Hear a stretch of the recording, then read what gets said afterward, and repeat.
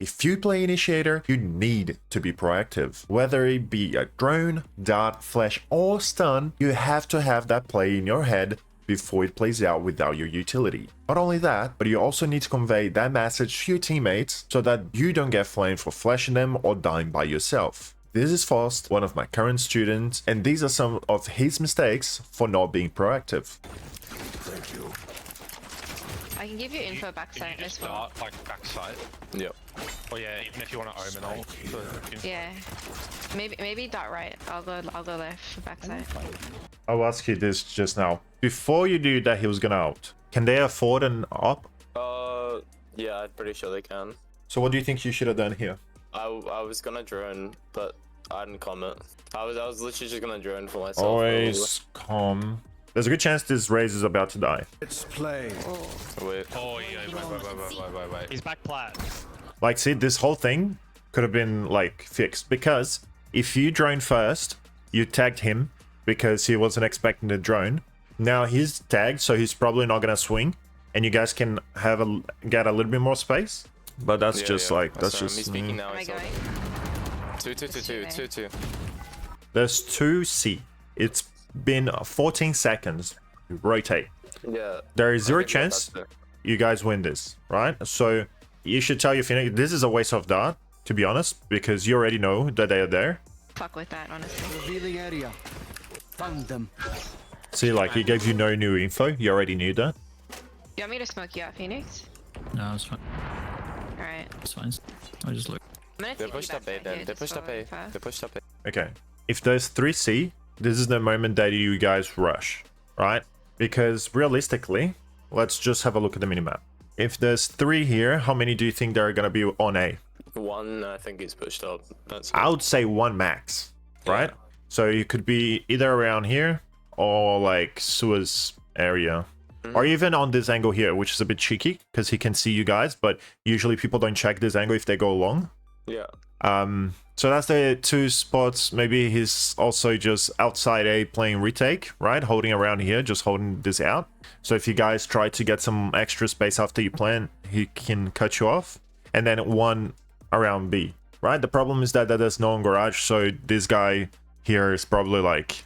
He's probably be the one on C is probably like watching garage every now and then. So realistically, 1 on A, this is where you guys should be like running it down. If you're enjoying the content, please subscribe. And if you'd like to be the next student, you can apply it in my Discord, link down in the description. He's gonna white swing mid. Deploying drone. No shot. Holy shit, nice. One more B. I'm gonna smoke C and go. So here you're burning the drone. All right, so here you're actually burning it way too quickly, the drone. Because realistically, right, if your team was with you, you can either get a Sova Phoenix Flash, right?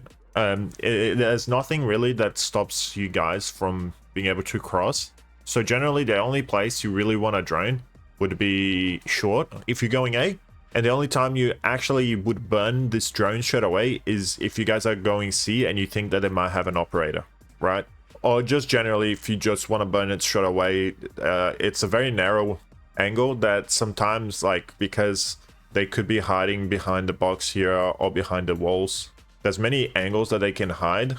You kind of want a drone, but because long, you can just flash, and at best, they are hiding here. So a dot back here is probably better. But generally, yeah, you burning that drone way too quickly. Phoenix. One playing close judge. He's too long. I'm gonna die back side. Yeah, just Revealing Got area. no smoke. 40 flank. C flanking. Joke's over.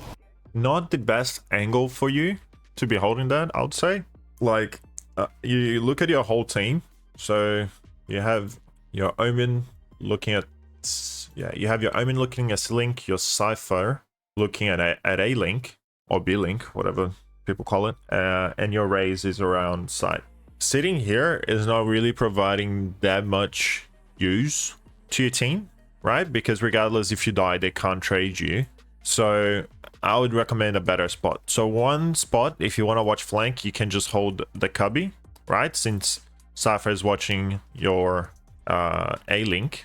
Therefore, you can watch this without being shot from A-Link. And you're going to see anyone who crosses to try and flank.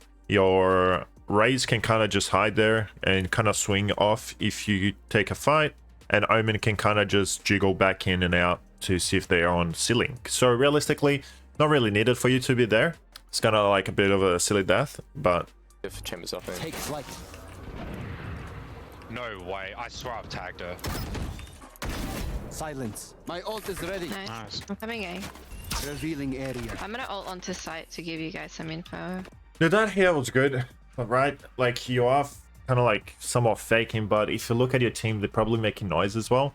At this point, you probably just run away, because if you don't, then you should start flanking through B mid, right? Because you have all of your teammates going A already.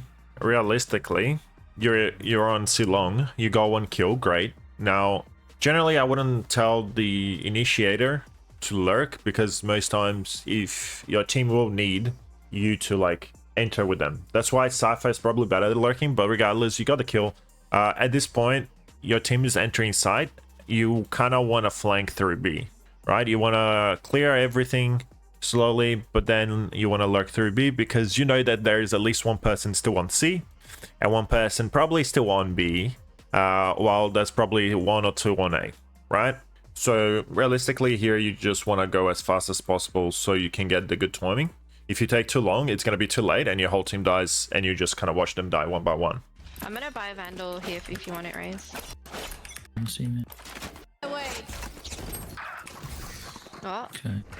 As an Initiator, you shouldn't really be going solo ever, and this is not the first time that you're doing this. You just always seem to not be able to provide utility for your team fast, right? If your Raze wanted something right now, you wouldn't be able to do it. It would take too long. He probably would have missed the timing. I do think that you should probably not lurk as a solo Initiator. If you had another Initiator, I guess that's fine, but because you're solo Initiator, your team kind of needs you. Scanning ahead. I'm mate. Oh, I'm ass. Oh, I'm so dead. 104 and shit. And that is why you should always buy a secondary that isn't classic. You had a lot of money, and you could have even bought a Vandal if you needed, right? So realistically, this is kind of like silly that you died. It's alright now. If my dart misses, then I'm gonna be really sad, but it should hurt. Oh, 90 on Omen, 90 on Omen. Grenade! Enemy spotted A. One down. Enemy spotted A. Wow, 26 on Omen, nice. You better, once you, because you have 2 teammates that are holding short, if you go away long, you just go away long for info, right?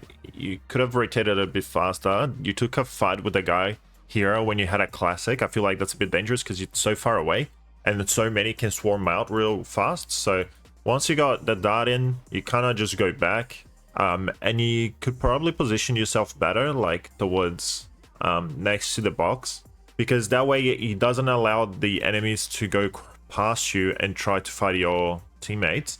And if you get flashed, you can easily go back to cover. So realistically, I don't think going short was the go here. You kind of just ended up in a place where you're super exposed and you couldn't like defend yourself. And you took a fight and you couldn't be traded. So